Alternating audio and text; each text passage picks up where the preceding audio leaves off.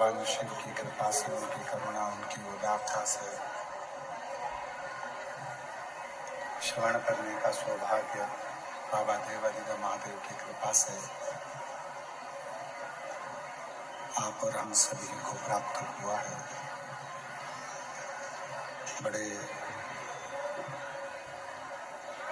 भाग्यशाली हैं सभी शिव भक्त जो ये पवित्र पावन शिव महापुराण की कथा भुसावल नगर में संगीत की, सारे संगीतों की आवाज बिल्कुल डाउन कर दो और स्पीकरों की आवाज खोलिए, चोंगे की आवाज आ रही है, आवाज सेट करिए।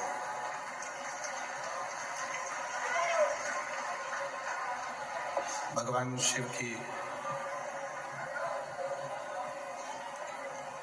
ये पुनीत पावन पवित्र शिव महापुराण की कथा भुसावल नगर में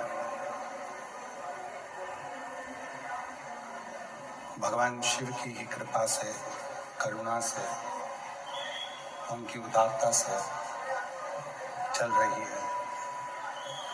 आज कथा का तृतीय दिवस है और भगवान शिव करुणा सागर, दया सागर,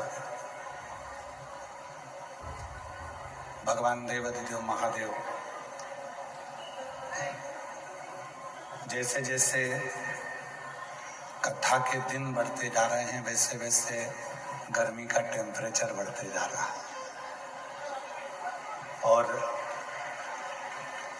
पूरी परीक्षा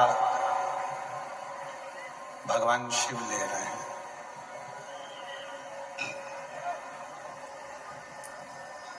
42 डिग्री टेम्परेचर और उस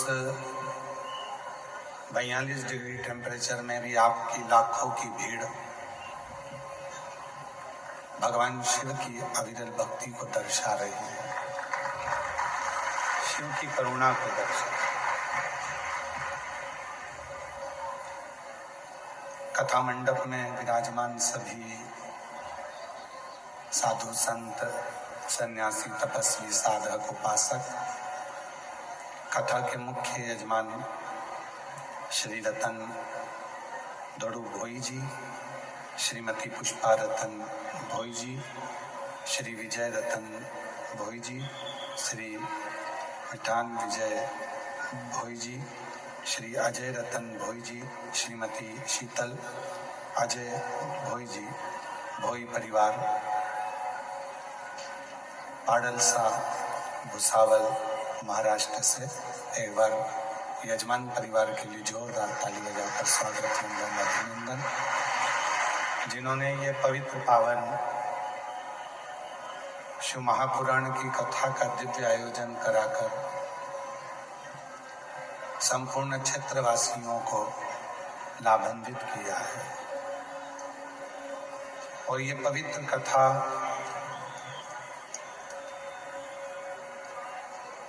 श्री विजय जी, अजय जी, भोई परिवार,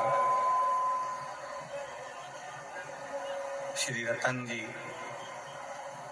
मैं इनको बहुत बहुत साधुवाद देता हूँ कि आपके माध्यम से इतने लाखों भक्त भगवान शिव की अविरल कथा को श्रवण कर कर अपने जीवन को सार्थक कर रहे हैं। और तेरी कृपा बिना न हिले एक भी अणु, लेते हैं श्वास तेरी कृपा से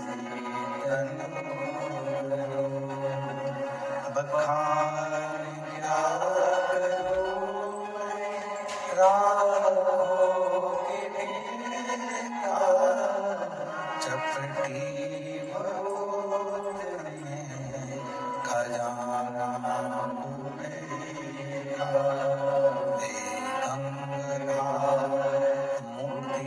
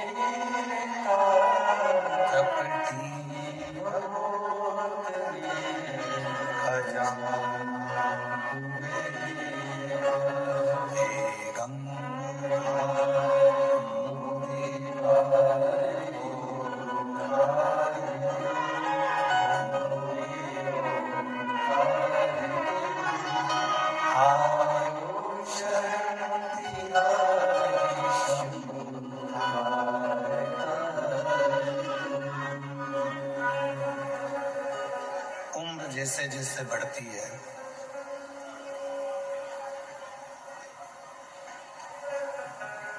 दो चीजें कम होती चली जाती है। उम्र बढ़ेगी और दो चीजें कम होती चली जाएगी। एक, उम्र बढ़ने पर छोटे छोटे जो अक्षर होते हैं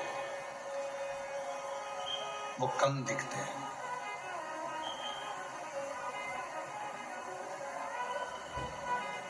जितने छोटे अक्षर होंगे उम्र बढ़ेगी और वो छोटे अक्षर कम दिखेंगे, वो कम दिखते हैं।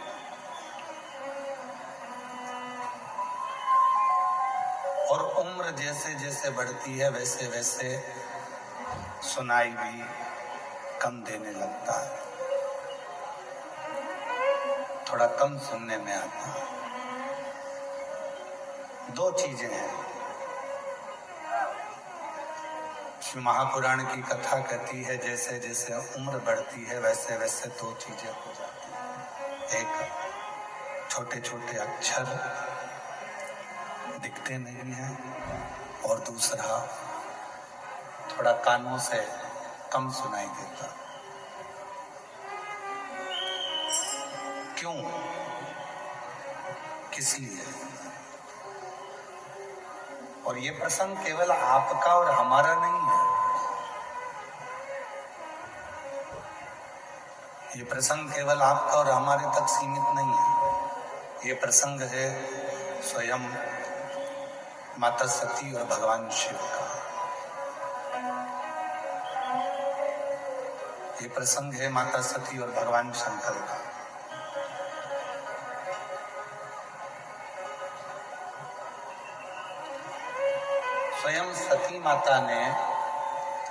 स्वयं माता सती ने भी भगवान शिव जी से ये प्रश्न किया। अवस्था बढ़ने पर एक नेत्र रूपी इंद्री और एक श्रवण रूपी इंद्री, ये दोनों कमजोर हो जाती है। इधर का थोड़ा सा, दो इंद्रियां कमजोर हो गई। एक इंद्री है नेत्र, दूसरी इंद्री है श्रवण। थोड़ा आवाज बढ़ाओ, इधर की उधर की दोनों साइड। दो इंद्रियां, एक इंद्री है नेत्र की और दूसरी है श्रवण की। ये दोनों जो इंद्रियां हैं, स्पीकर की आवाजें बढ़ाओ, चोंगे की आवाज बढ़ाओगे तो रिटर्न खींच के आएगा। स्पीकर ऑन बढ़ाओगे तो लोगों तक आवाज पहुंचेगी। दो इंद्रियां हैं, वो दोनों इंद्रियां कुछ शिथिल हो जाती हैं। एक इंद्री है नेत्र और दूसरी इंद्री है हमारा श्रवण। माता सती ने भगवान शिव से संवाद करते हुए प्रश्न किया कि मानव देह में ये दो इंद्रियां उम्र बढ़ने पर अपना काम कम करती हैं, उसका कारण क्या?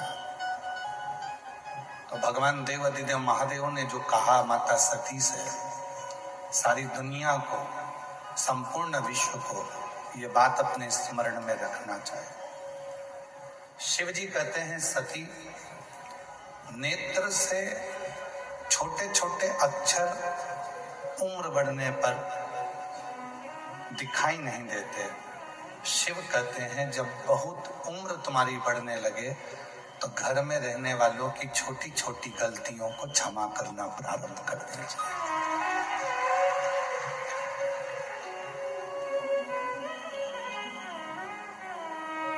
छोटी छोटी बातों को ध्यान ना दो, छोटी छोटी बातों का स्मरण ना करो, छोटी छोटी बातों का जरा मनन चिंतन ना करो।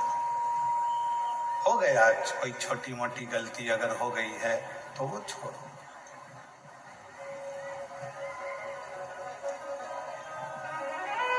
छोटी मोटी गलतियां माफ करते चलो।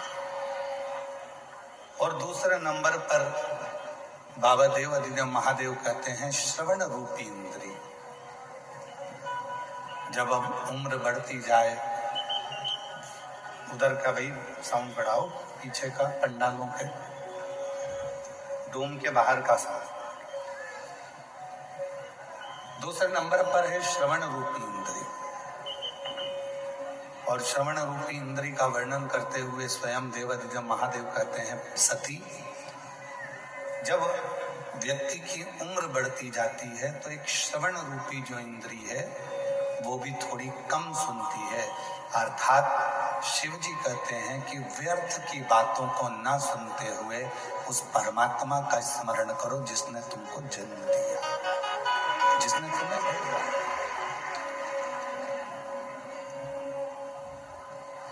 और नेत्र दिए रे तूने दाता बन के, नेत्र दिए रे तूने दाता बन के, कभी नहीं दर्श कियो दयालु मैंने अवगुण बहुत ये नेत्र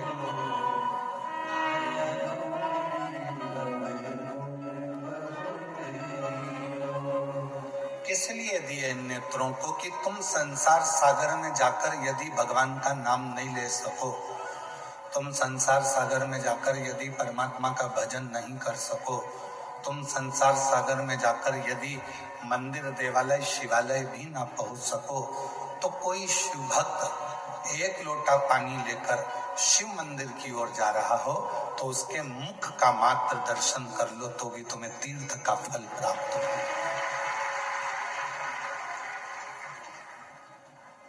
त्रिवेणी, शिव महापुराण में 3 त्रिवेणी का स्मरण किया गया। त्रिवेणी की 3 बातें कही शिव महापुराण। प्रयागराज कौन कौन गया है? हाथ उठाओ जरा जो प्रयागराज गए। 3 त्रिवेणी है ना वहां पे, 3 नदियां हैं। कौन कौन सी? गंगा, यमुना, सरस्वती, त्रिवेणी। पर वेदव्यास जी ने तो शिव महापुराण की विद्येश्वर संहिता के 17 नंबर अध्याय में त्रिवेणी का वर्णन कर दिया। जब आप गीता प्रेस गोरखपुर की शिव महापुराण लेकर आओ और उस शिव महापुराण का विद्येश्वर संहिता का 17वां नंबर का अध्याय पढ़ो तो आपको त्रिवेणी का दर्शन करा रहे हैं वेदव्यास। कौन सी त्रिवेणी दिखा रहे हैं वेदव्यास जी? त्रिवेणी का दर्शन करा रहे हैं तो कहा जो प्रयाग ना जा पाए, जो मायापुरी, कांचीपुरी, अवंतिकापुरी, काशीपुरी, जगन्नाथपुरी, जो अन्य पुरियों में भी ना पहुंच पाए, अगर वो इस त्रिवेणी का संगम करे तो उसको हजारों हजारों तीर्थों के फल प्राप्त हो जाते हैं। वो कौन सी त्रिवेणी है? तो कहा वो त्रिवेणी है, पहले नंबर पर है रुद्राक्ष, दूसरे नंबर पर है भस्म और तीसरे नंबर पर है मुख से भगवान का नाम, श्री शिवाय नमस्ते।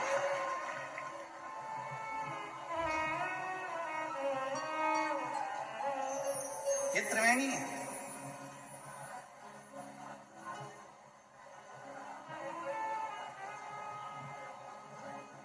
गले में रुद्राक्ष पड़ा है, मस्तक पर त्रिपुंड लगा है, त्रिपुंड भी नहीं लगा तो थोड़ा सा भस्म लगी है, शिव पे चढ़ी हुई भस्म तुमने धारण करी है, भस्म रखी है।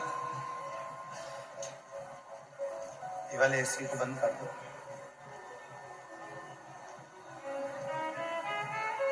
एक गले में रुद्राक्ष, दूसरे नंबर पर भस्म,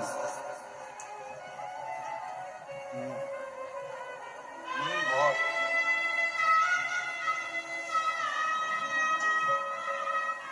एक नंबर पर है रुद्राक्ष, दूसरे नंबर पर है भस्म और महाराज तीसरे नंबर पर है भगवान शिव का नाम। भगवान का नाम उच्चारण, भगवान का मंत्र उच्चारण। ये वो त्रिवेणी है, ये वो त्रिवेणी है जिस त्रिवेणी का संगम व्यक्ति को 1000 गुना पुण्य फल प्रतिदिन का प्रदान करता रहता है। हमारे संचित जीवन के पाप जितने हैं वो सारे पाप अपने आप समाप्त होते चले जाते हैं त्रिवेणी के संगम से। ये त्रिवेणी संगम,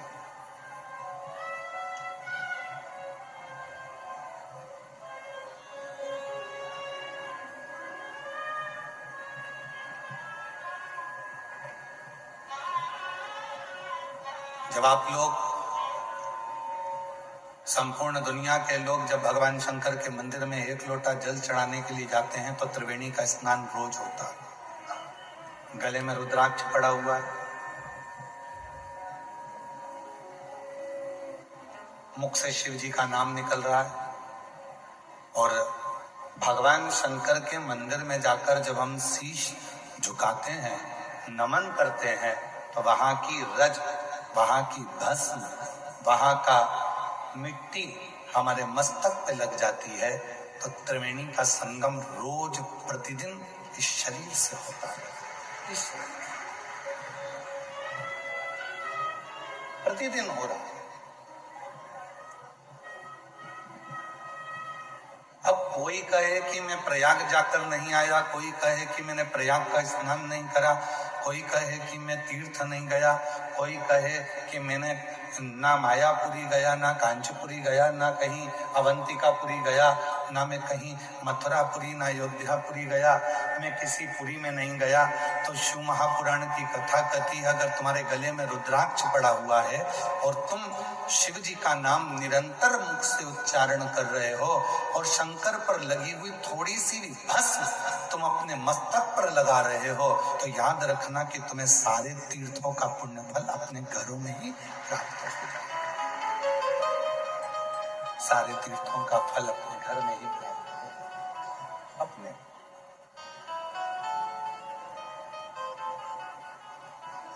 ऐसे दयालु नाथ से रिश्ता बनाइए,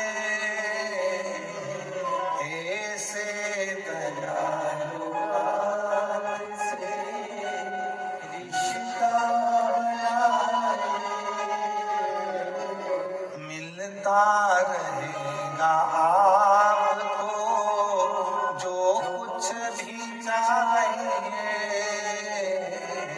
मिलता रहेगा आपको जो कुछ भी चाहिए।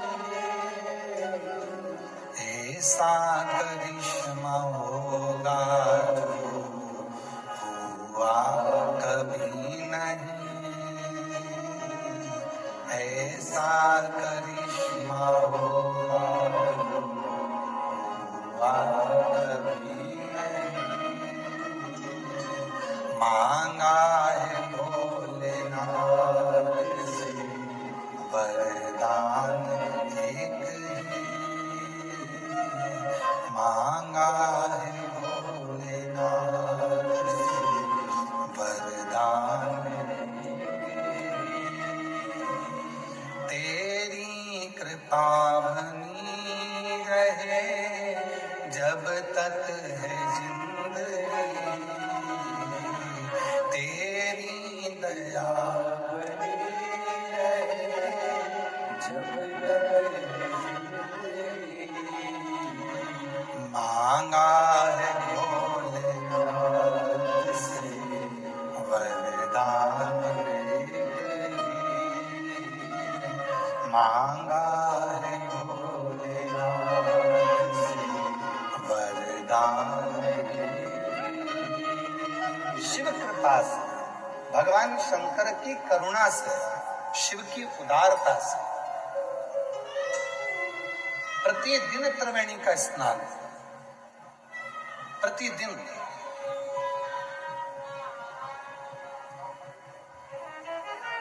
बस अपने गले में एक रुद्राक्ष को धारण कर कर रखिए। मुख से श्री शिवाय नमस्तुभ्यम कहते रहिए। भगवान शंकर के नाम का उच्चारण करते रहिए, स्मरण करते रहिए।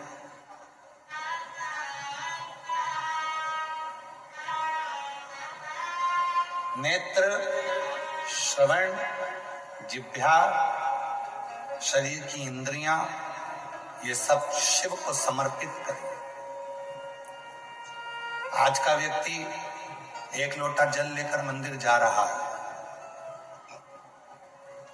आज का व्यक्ति ये शरीर लेकर मंदिर जा रहा है, पर आज का व्यक्ति मन लेकर मंदिर में नहीं पहुंच पा रहा। जिस दिन एक लोटे जल के साथ में और ये शरीर के साथ में तुम्हारा दिल, तुम्हारा मन शंकर के शिवलिंग में लगना प्रारंभ हो जाए, समझ लेना तुम्हारा सारा दुख शिव कब स्वीकार है। शंकर भगवान ने स्वीकार किया। तुम्हारा जीवन का सारा दुख, सारी तकलीफ, सारा कष्ट शिव ने स्वीकार कर।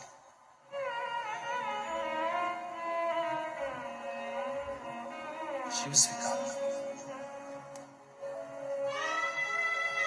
मन नहीं जा पा रहा, मन पहुंच नहीं पा रहा।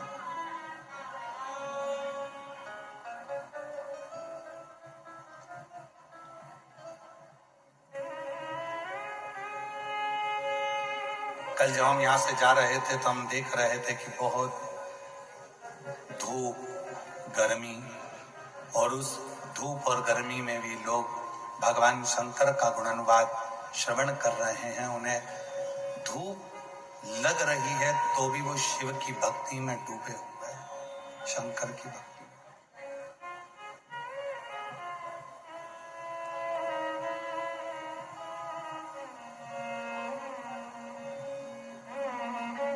शिव की स्वीकृति।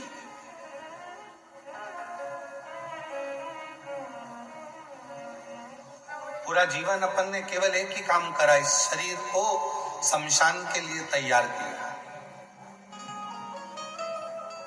संसार के जितने लोग हैं सब एक ही काम कर रहे हैं, इस शरीर को शमशान के लिए तैयार कर रहे हैं। बादाम खाई, आवाज नहीं आ रही है? ये पंडाल में आवाज नहीं है।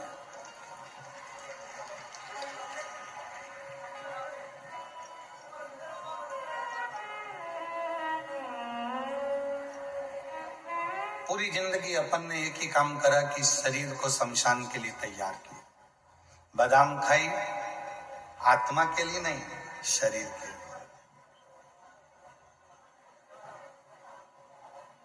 पान गुटखा खाया, आत्मा के लिए नहीं, शरीर के लिए, इंद्रियों के लिए। एक से बढ़कर एक ब्रांडेड कपड़े पहने, आत्मा के लिए नहीं, शरीर के लिए।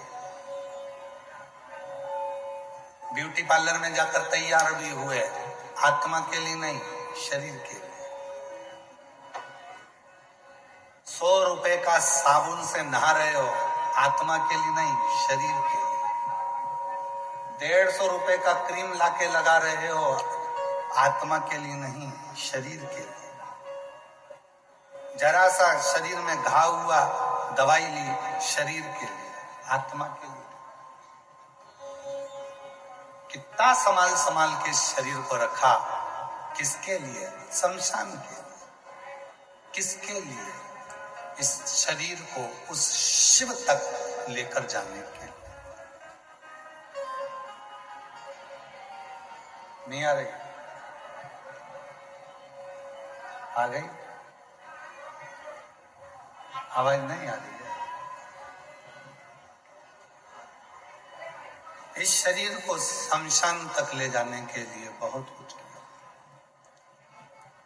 एक निवेदन इस व्यासपीठ से करूं संपूर्ण जगत को, संपूर्ण शिव के श्रोताओं को, भगवान शंकर के भक्तों को, कि इस शरीर को शमशान तक ले जाने के लिए बहुत प्रयास किया, बादाम खिलाई, काजू खिलाया, भोजन कराया, चाउमीन, बर्गर, पिज्जा, बड़ा पाव, रोटी, सब्जी सब खिलाया।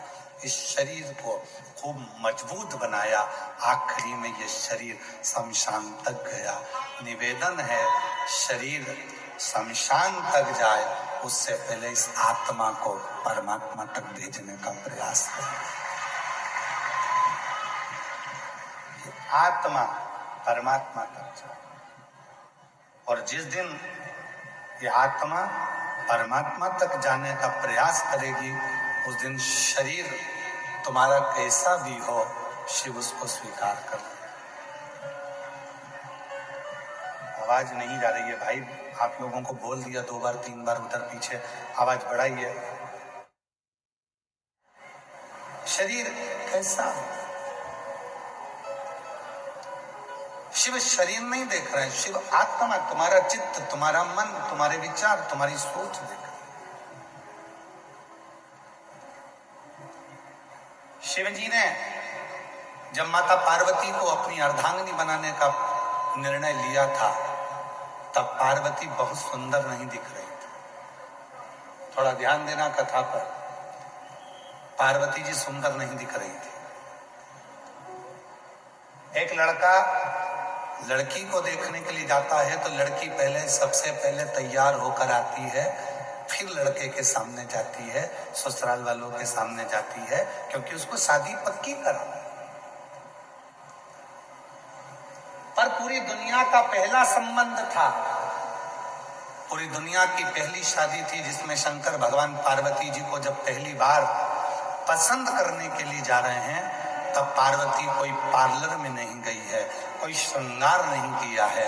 पार्वती जी सूखे पत्ते खाती खाती खाती खाती तप करती करती पूरा शरीर काला पड़ गया था, हड्डी हड्डी नजर आ रही थी, मांस तो दिख ही नहीं रहा था, शरीर का पूरा शिथिल हो गया था, पूरा शरीर काला पड़ गया था। माँ पार्वती का नाम अर्पणा हो गया था, और अर्पणा मतलब पूरा शरीर सूखे हुए पत्ते की तरह हो गया, पूरा शरीर सूखा पत्ता।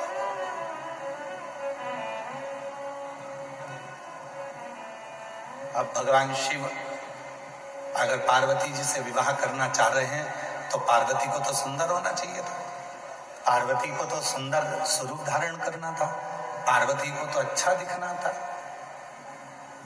पर पार्वती जी सुंदर नहीं दिख रही है, पार्वती जी सूखे पत्ते की तरह अर्पणा हो गई।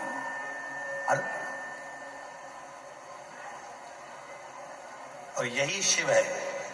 शंकर भगवान तुम्हारी सुंदरता नहीं देखते, शंकर भगवान तुम्हारा स्वरूप नहीं देखते, शंकर भगवान तुम्हारा कपड़ा नहीं देखते, शंकर भगवान तुम्हारे आभूषण नहीं देखते। शंकर भगवान तो जैसे पार्वती बेहोश होकर सूखे पत्ते की तरह अर्पणा होकर पार्वती जी जमीन पर पड़ी थी, बेहोशी में पड़ी थी, और उस समय पर शंकर भगवान ने पार्वती को पसंद किया। बस शिव तुमको सुंदरता ना देखते हुए, तुम्हारी वस्त्र आभूषण ना देखते हुए, जिस दिन तुम मन से शंकर के चरणों में जाकर पड़ जाते हो, उस दिन शिव तुमको स्वीकार कर लेते हैं, तुम्हारी सुंदरता से, तुम्हारे वस्त्र से, तुम्हारे आभूषण से नहीं, तुम्हारे वस्त्रों से नहीं, तुम्हारे आभूषण से नहीं, शिव स्वीकार करते हैं।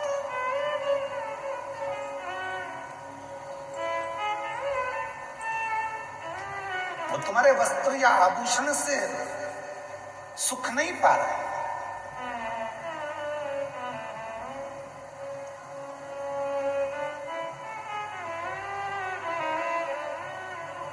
शिव ने स्वीकार करा,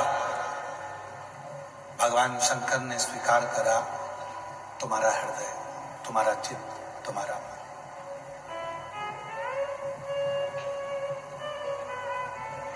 कितना बड़ा मंदिर बनाना चाहिए भगवान को रखने के लिए? शिव महापुराण में ये नहीं लिखा है, स्कंद पुराण में भी ये नहीं लिखा कि शंकर जी को बिठाने के लिए मंदिर कितना बड़ा चाहिए।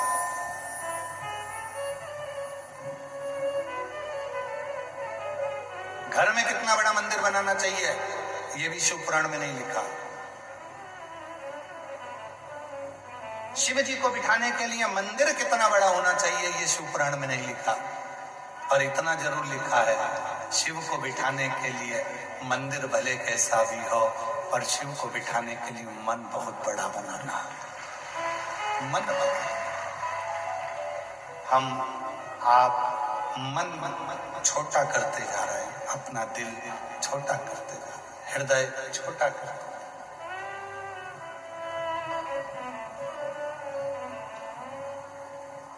और तेरी पूजन को भगवान बना मन मंदिर आलिया।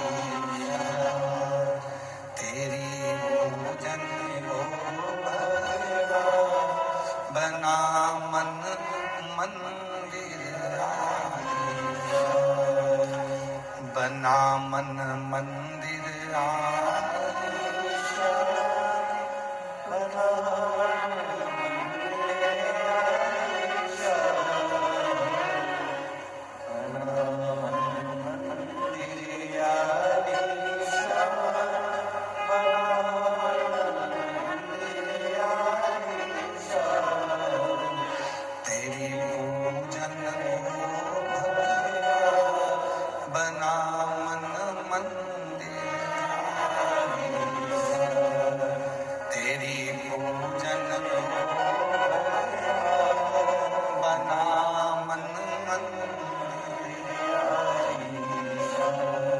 नहीं कहा मंदिर कितना बड़ा हो, ये नहीं कहा कि शिव को पाने के लिए कितना बड़ा घर में मंदिर हो, मन बड़ा। आज घर में मकान तो बड़ा हो गया, कमरे भी बड़े हो गए, बिल्डिंग भी बड़ी हो गई, मकान बड़ा हो गया, गाड़ी बड़ी हो गई, कमरे बड़े हो गए, बाथरूम बड़ा हो गया, किचन बड़ा हो गया, रसोई घर बड़ा हो गया, लॉन बड़ा हो गया, गार्डन बड़ा हो गया, हॉल बड़ा हो गया, पलंग बड़ा हो गया, भोजन करने की टेबल बड़ी हो गई, श्रृंगार करने की टेबल बड़ी हो गई, बर्तन बड़े हो गए, पर दिल छोटा होते चले गए, मन छोटा होते चले। क्यों गुरुजी? आप कैसे कह सकते हो कि मन छोटा हो गया? अंदाजा लगा कर देखो, तुम्हारे कमरे में जेठानी देवरानी के बच्चे आकर बैठ जाएं, ननंद के बच्चे आकर बैठ जाएं, रिश्तेदार आकर बैठ जाएं, तो घर की बहुओं का मुंह भगोने जैसा हो जाता है। हमारे कमरे में बैठे रहते 24 घंटे, इनके पास कोई काम नहीं है, दूसरी जगह बैठे, बाहर जाके बैठे, सोफे पे बैठे, मेरे कमरे में बैठे रहेंगे। मन छोटा हो गया। पहले मन बड़ा था, कोई भी आए कहीं पर भी बैठे, पूरा घर सबका है, सबका बंगला है, सबका कमरा है, बड़े प्रेम से। मन छोटा हो गया, मन छोटा,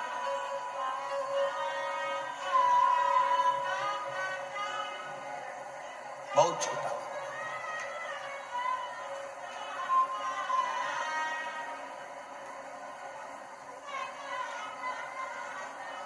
एक निवेदन हम करना चाहेंगे, यहाँ पर जो लोग अंदर पानी बांट रहे हैं उनसे हमारा निवेदन है, आप लोगों से करबद्ध निवेदन करें, जो अंदर बैठे हैं उनको पंखों की हवा लग रही है, और जो धूप में बैठे हैं आपके पानी की जरूरत उनको है। आप पानी, जो धूप में बैठे हैं, पंडालों के बाहर बैठे हुए हैं, टेंटों में बैठे हुए, आपसे निवेदन है, अंदर वालों आपके पास पानी है कि नहीं है?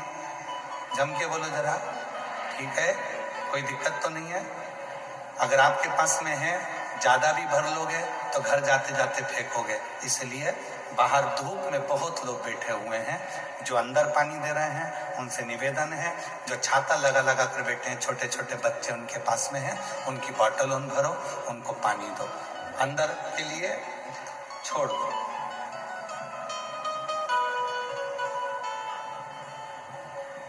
मन और मसान तो कभी नहीं भराता, कोई ला कर देगा तो तुम अपनी बोतल दे ही दोगे और भी भर दो, लो भले वो आधी से ज्यादा भरी है पर और डाल दो, क्योंकि मन नहीं भरा था ना, और डाल दो, और डाल दो, और डाल दो, तो मन तो भरा था नहीं, तो वो बाहर क्षम।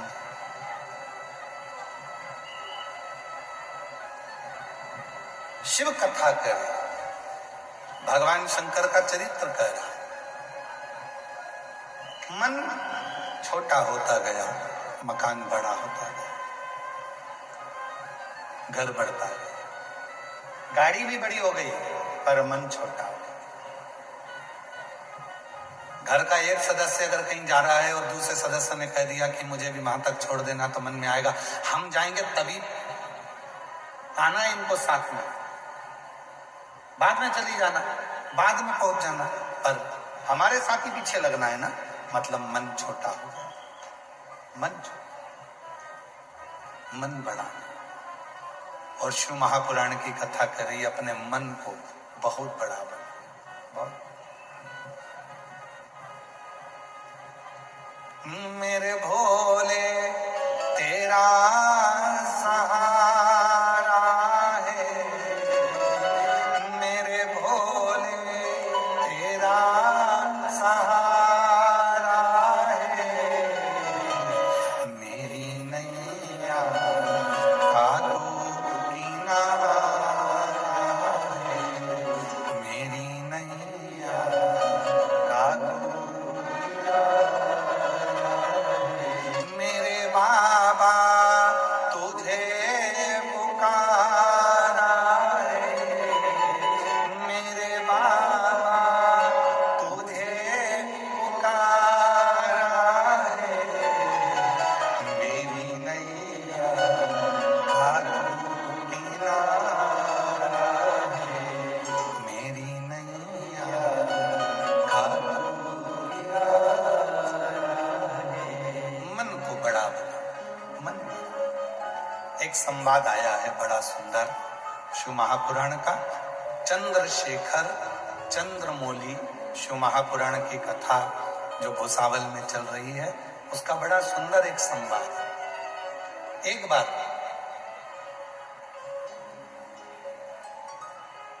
मां आद्य शक्ति, मां दुर्गा, मां भवानी, मां पार्वती जी शिव जी के साथ में 12 ज्योतिर्लिंग का भ्रमण करने चले। भगवान ओघड़दानी के साथ में, भगवान शंकर के साथ।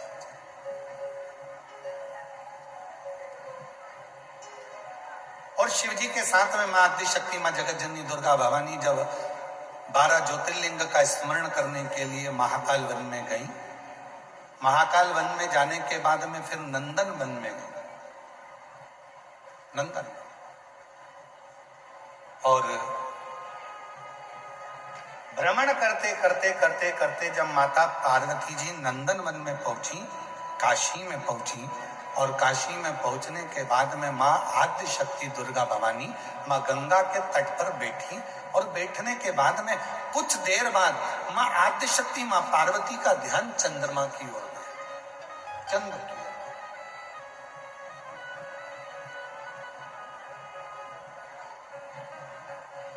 माता पार्वती का ध्यान गया चंद्रमा की ओर। एक टकटकी लगाकर मां पार्वती जी चंद्रमा को देख रही थी, एक टकटकी। और हमने पहले भी कथा में कहा है, जब शरीर में यदि कोई काया का रोग हो जाता है, शरीर में कोई चर्म रोग हो जाता है, कोई काया सफेद पड़ गई, कोई चमड़ी काली पड़ गई, कहीं दाग पड़ गया, और वो काया का रोग यदि मिटता नहीं है, तो हमने पहले भी एक बार कहा था, फिर कहते हैं, जैसे हरी दूबा होती है, दूब देखिए आप लोगों ने, जम के बोलो जरा, दूबा देखिए गणेश जी को चढ़ती है, क्या बोलते हैं उसको? दूब, दुर्वा। तो जो दुर्वा होती है, जैसे बगीचे में दुर्वा लगी होती है, वैसे ही बगीचे में दुर्वा के साथ में जब दुर्वा लगती है तो उसी के साथ एक सफेद कलर की दुर्वा भी होती है, एक सफेद दुर्वा भी होती है।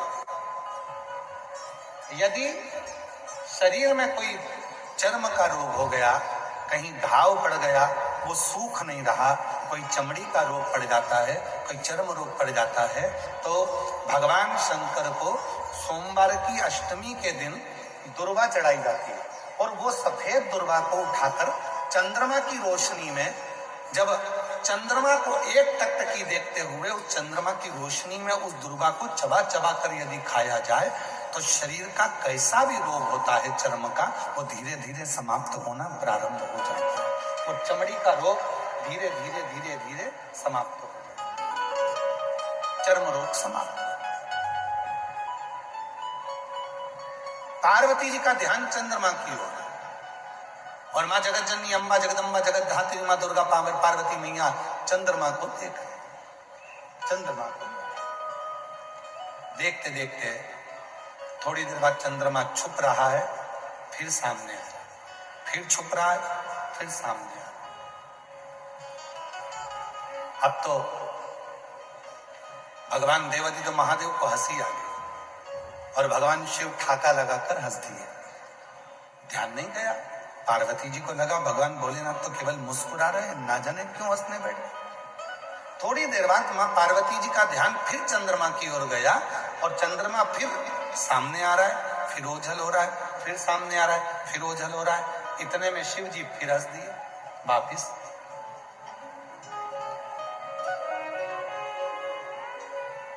भगवान शंकर फिर मुस्कुरा गए। पार्वती जी से अब रहा नहीं गया और माता पार्वती जी ने पूछा, बाबा एक बात कहेंगे प्रभु? शिव जी ने पूछा, क्या? मैं चंद्रमा को देख रही हूं, चंद्रमा को मैं एक केंद्रित होकर देख रही हूं, एक टकटकी लगाकर देख रही हूं और चंद्रमा बीच बीच में ओझल हो जाता है और आप मुझे देखकर, चंद्रमा को देखकर मुस्कुरा रहे हो, हंस रहे हो, ठाका लगा रहे हो। शिव जी ने कहा, पार्वती मेरे हंसने का केवल एक कारण है, ये चंद्रमा जिसको तू देख रही है और जो ओझल हो रहा है, ये चंद्रमा ओझल नहीं होता, पर इस चंद्रमा के भीतर थोड़ा सा अभिमान प्रकट हो गया। इस चंद्रमा के भीतर थोड़ी सी अभिमतता प्रकट हो गई और वो अभिमान, वो अभिमतता कोई साधारण नहीं है। तो पार्वती जी ने कहा, आप तो सबके मन की बात को जानते हो, आपको तो लोग मनसा महादेव कहते हैं। शिव जी का एक नाम है मनसा महादेव। जम के बोलो, कौन सा नाम है? मनसा महादेव।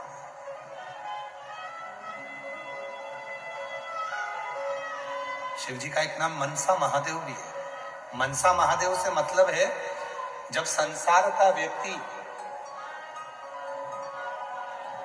एक बेलपत्र लेकर,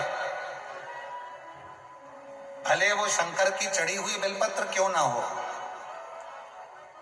घर से लाई हुई बेलपत्र क्यों ना हो, जब कोई संसार का व्यक्ति एक बेलपत्र को भगवान शंकर के सामने लेकर जाता है और उस बेलपत्र को जब शिव जी को समर्पित करता है, तो उसके समर्पण करने के समय पर जितनी देर वो बेलपत्र को मंदिर में लेकर गया, मंदिर से शिवलिंग पर जितनी देर में वो समर्पित करता है, उतनी देर में उसके मन के अंदर जो बात चलती रहती है, भगवान शंकर उसके मन की बात को स्वीकार कर कर बेलपत्र चढ़ते से ही उसकी बात को स्वीकृत करके उसकी झोली भरना प्रारंभ कर देते हैं। उसको मनसा महादेव कहते हैं। शिव जी का एक नाम है मनसा महादेव।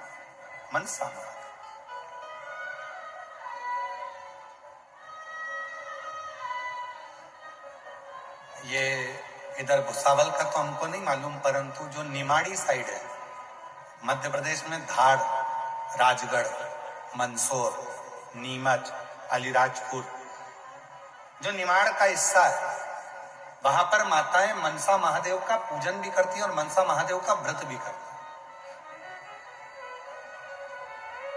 इधर भुसावल साइड में या अन्य क्षेत्रों में वो व्रत कम होता है, पर निमाड़ क्षेत्र जो है मध्य प्रदेश का, मंदसौर हुआ, रतलाम हुआ, नीमच हुआ, अलीराजपुर हुआ, धार हुआ, राजगढ़ हुआ, ये क्षेत्र जो है वहां पर मनसा महादेव का व्रत भी होता है और उसकी पूजन भी होता है।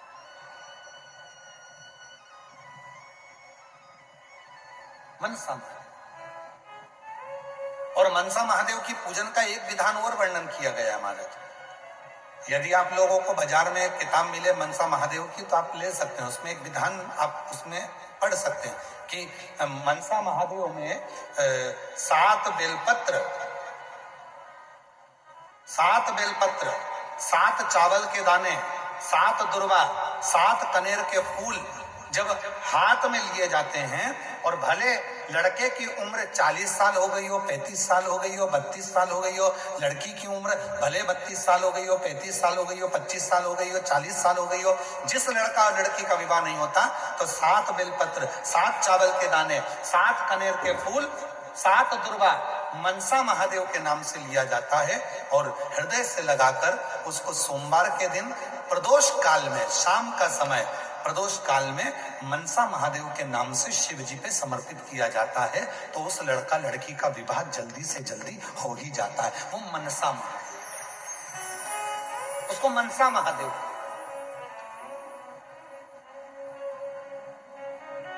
और शंभु शरणे पड़ी मांगू घड़ी रे,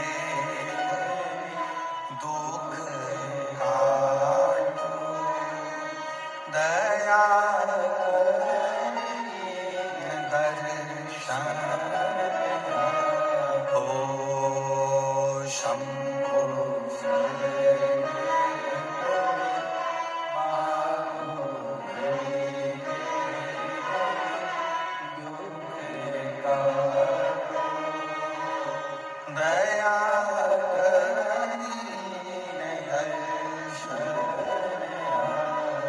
मनसा महादेव। तो शिव जी से मां पार्वती जी कर रही हैं, आप तो दुनिया के मन की दशा को जानते हो, आप बताओ ना कि चंद्रमा क्यों छुप रहा है। आप तो मनसा महादेव हो, आप बताओ चंद्रमा क्यों छुप रहा है। शिव जी ने हंसकर कहा, पार्वती इस चंद्रमा को अभिमान है, अभी तक सारे देवता इसी को सम्मान देते थे, चंद्रमा सुंदर, चंद्रमा सुंदर, चंद्रमा सुंदर, चंद्रमा ऐसा, चंद्रमा सुंदर, चंद्रमा ऐसा, चंद्रमा औषधि देने वाला। आज पार्वती तुम चंद्रमा को एक टकटकी लगाकर देख रही हो तो चंद्रमा को अहंकार आ रहा है कि अभी तक तो देवियां मुझे देखती थी, अभी तक तो देवता मुझे देखते थे, पर आज देव अधिदेव महादेव और महादेवी मुझे देख रहे हैं, मतलब मैं इतना सुंदर हूं। ये चंद्रमा के भीतर अभिमान प्रकट हो रहा है, चंद्रमा के भीतर यह अभिमतता, चंद्रमा के भीतर यह हम, चंद्रमा के भीतर यह अहंकार प्रकट हो रहा है, यह अभिमतता प्रकट हो रही, यह अहम प्रकट हो रहा है।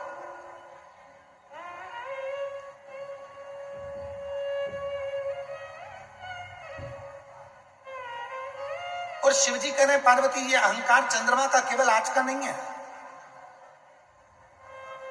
परसों की कथा में कहा था, सभा लगी है, देवता बैठे हैं, चंद्रमा आए, देवताओं को प्रणाम नहीं करा, शिव आए बाद में, सारे देवता ने उठकर, भगवान नारायण ने भी हाथ जोड़े, ब्रह्मा जी ने भी हाथ जोड़े, इंद्र ने भी हाथ जोड़े, गरुण वरुण 33 कोटि देवताओं ने शंकर जी के हाथ जोड़े, पर चंद्रदेव अपनी सुंदरता के कारण, अपनी काया के कारण कि मेरी चमक इतनी प्रबल है, मेरे चेहरे की चमक इतनी प्रबल है कि इन देवताओं को भी मैं चमक देता हूं, ये विचार कर कर चंद्रमा ने शिव जी को हाथ तक नहीं जोड़े, चंद्रमा ने शिव जी का अपमान कर दिया, सम्मान नहीं कर दिया।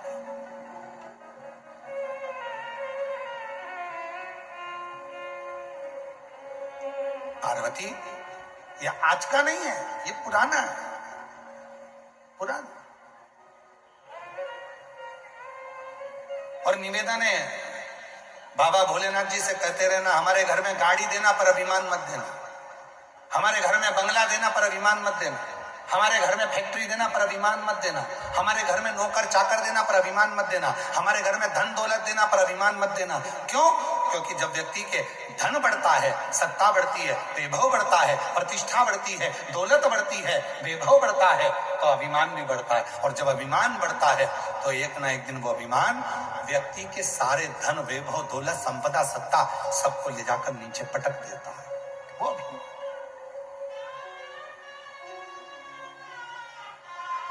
सब कुछ देना पर अहम मत देना।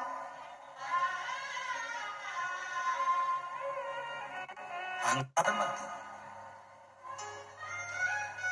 इसीलिए हम शिव महापुराण की कथा में जितने भी यजमानों के यहाँ कथा करने के लिए जाते हैं, हम उन यजमानों से एक ही बात कहते हैं कि कथा यजमान नहीं करा रहा है, कथा स्वयं शिव करा रहा है। इसलिए जितने दिन तक यजमान पत्नी के साथ में बैठता है कथा सुनने के लिए, उतने दिन तक शंकर पार्वती उस यजमान के रूप में कथा को श्रवण करने के लिए बैठते हैं। ये हम कहते हैं। और हम तो यहाँ भी कहेंगे श्री रतन जी को, श्री विजय जी को, श्री अजय जी को और उनकी धर्म पत्नियों को भी कहेंगे, पूरे भोई परिवार को कहेंगे कि आप इस कथा के मुख्य यजमान हैं। बाबा ने कृपा कर कर आपका हाथ पकड़कर आपको कथा के यजमान बनाया है। आप साधारण नहीं है, शंकर और पार्वती के रूप में आप बैठकर कथा को करवा रहे हैं। आप सहज नहीं। अगर कोई श्रीमद् भागवत कथा होती तो राजा परीक्षित करा लेते, रामचरितमानस की कथा होती तो काशी के नरेश करा लेते, पर शिव महापुराण की कथा का कोई यजमान नहीं होता। शिव महापुराण की कथा का तो केवल एक यजमान होता है और वो देवाधिदेव महादेव। जो यजमान भी बैठा है तो वो भी शिव का अंश, शिव का अंश, कोई दूसरा। और जब आप और हम कथा को श्रवण करने के लिए बैठते हैं तो आपसे भी निवेदन है, कितना भी धन तुम्हारे यहाँ हो, कितना भी वैभव तुम्हारे यहाँ हो, कितनी भी सत्ता तुम्हारे यहाँ हो, कितना भी बड़ा मकान तुम्हारे यहाँ हो, कितनी भी गाड़ियां तुम्हारे यहाँ हो, पर जब कथा में आकर बैठो तो तुम्हारे मन में बस इतना भाव होना चाहिए कि मुझे तो भगवान की कथा श्रवण करना है और मुझे भोलेनाथ जी से बात करना है। जिस समय पर बाबा स्तुति करेंगे, श्री शिवाय नमस्तुभ्यम बोला जाएगा, तब मैं भी अपने बाबा से अपने मन की बात करूं। बस मेरे शिव से मुझे चर्चा करना है, शिव से बात करना है। वैभव, धन, दौलत, संपदा सब एक और मैं शिव की शरणागति में आई हूं। और जब व्यक्ति यह विचार कर कर कि मुझे केवल शंकर से मतलब है, मुझे केवल शिव से मतलब है, मुझे केवल कथा से मतलब है, तो व्यक्ति भटकता। एक पत्र है, अच्छा है।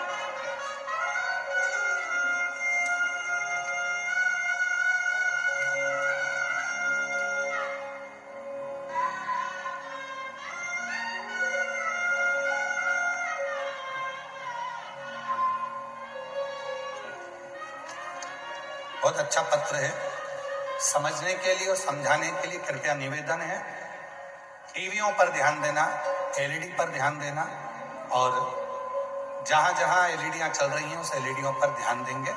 इस पत्र को पहले जिसने बनाकर भेजा है उसके लिए एक बार जोरदार ताली बजाओ। श्री सागर नालट सो पूनम नालट, मोटी उमरी, अकोला जिला, अकोला से आए।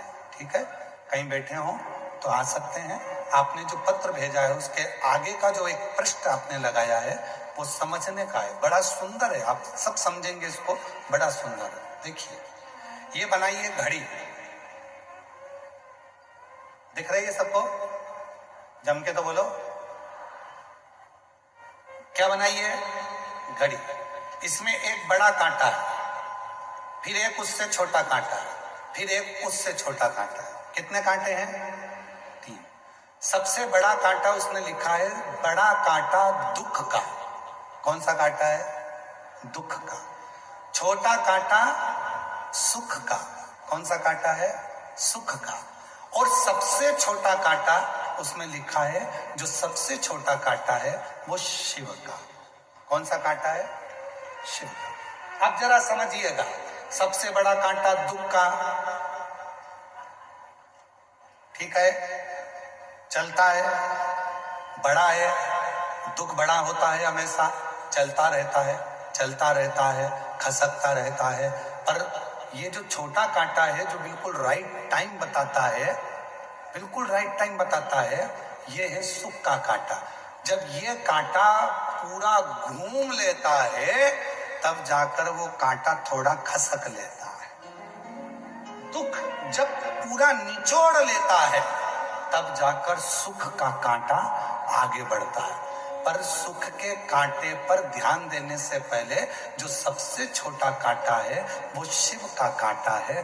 वो छोटा सा कांटा हर सेकंड में भ्रमण करता रहता है, घूमता रहता है। वो कांटा प्रेरणा देता है कि तुम जितनी बार बन सके शिव को भजो, तो एक दिन ये दुख का कांटा अपनी जगह पर रह जाएगा और सुख का कांटा एक जगह पर आनंद के साथ में।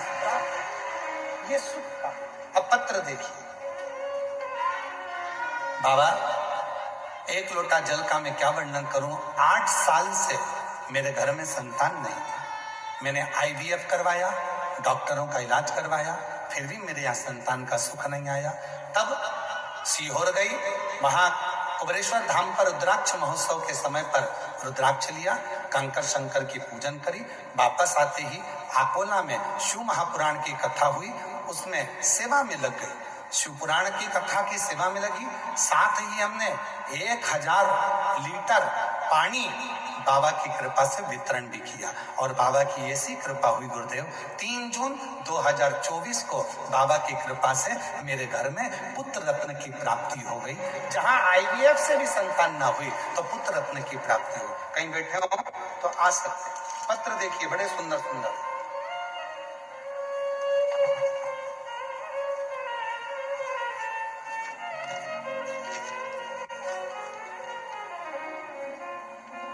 मेरा नाम ललिता दीपक भील, मेरे पति का नाम दीपक रामकृष्ण भील।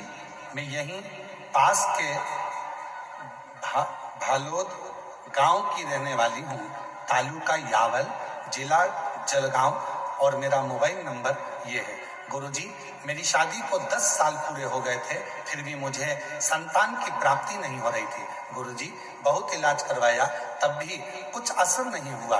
गुरुजी, लोग बातें बनाते थे, ताना मारते थे। गुरुजी, मुझे मेरी मोहल्ले की दीदी ने बताया, हम बरहानपुर में कथा सुनने के लिए जा पहुंचे।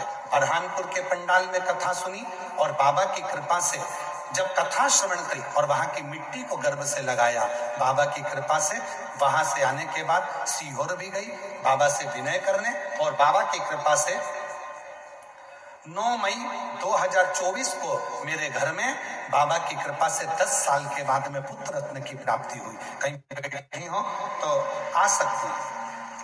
एक पत्र और बड़ा सुंदर है, देखते जाओ। मेरा नाम योगिता विनोद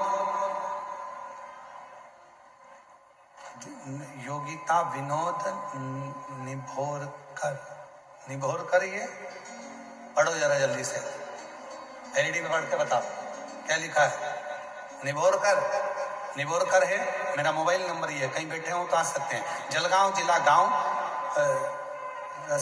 रसलपुर सांवेर की रहने वाली हूँ। बाबा, मेरी शादी को 7 साल हो गए थे, संतान का सुख नहीं था। बाबा की कृपा से सफेद आंकड़े की जड़ का प्रयोग करा और बाबा से विनय करी। बाबा की कृपा से 16 नवंबर 2023 को मेरे घर में संतान की प्राप्ति हो गई। मैं बाबा को यहाँ प्रणाम करने के लिए आई हूँ। शिव तत्व किसको कहते हैं? एक पत्र और देखिए। मेरा नाम सारिका मुकेश चौधरी, जलगांव की रहने वाली हूँ। मेरा मोबाइल नंबर ये है। बाबा, बखान क्या करूं, बाबा ने हमें इतना दिया कि शब्दों में बयान करना सकती। मेरी शादी को 11 साल बीत चुके थे, परंतु संतान का सुख नहीं था। तब डॉक्टरों का भी इलाज करवाया पर संतान का सुख नहीं। ज्योतिषियों के पास भी दिखाया, परंतु सबने मना कर दिया था कि आपके नसीब में संतान सुख है ही नहीं। तब 2022 से आपकी शिव महापुराण की कथा टीवी पर सुनना चालू कर दिया। पशुपतिनाथ का व्रत किया, 3 बार सफेद आंकड़े की जड़ का प्रयोग किया और बाबा की कृपा से मेरे घर में 14 अक्टूबर 2024 को बाबा की कृपा से मेरे घर में संतान की प्राप्ति हो गई। मैं बाबा को यहाँ प्रणाम करने के लिए, धन्यवाद देने के लिए आई हूँ। शिव तत्व किसको कहते हैं? एक विश्वास,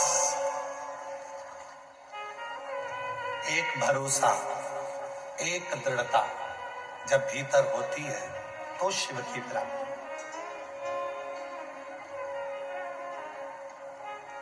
और मैंने